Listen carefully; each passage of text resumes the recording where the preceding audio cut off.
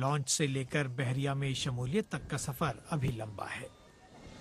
یہ بحری جنگی جہاز 4.5 سال میں بڑی حد تک ملک کے اندر ہی تیار کیا گیا ہے اور اس پروجیکٹ پر $5 ارب خرچ کیے جا رہے ہیں۔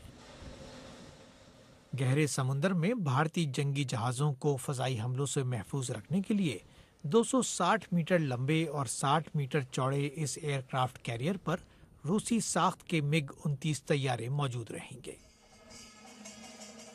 وزیر دفاع AK اینٹنی کے مطابق یہ ابتدائی مرحلہ ہی صحیح، لیکن انڈیا کی فوجی صلاحیتوں اور تکنیکی مہارت کے فروغ کی راہ میں اہم پیش رفت ہے۔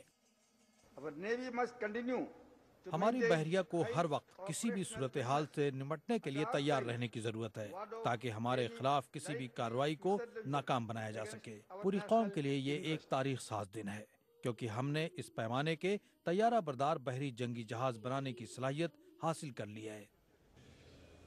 لیکن یہ پروجیکٹ 3.5 سال کی تاخیر کا شکار ہے اور ابھی اس میں فوجی ساز و سامان نصب کیا جانا باقی ہے، جس کے بعد آزمائش کا مرحلہ شروع ہوگا۔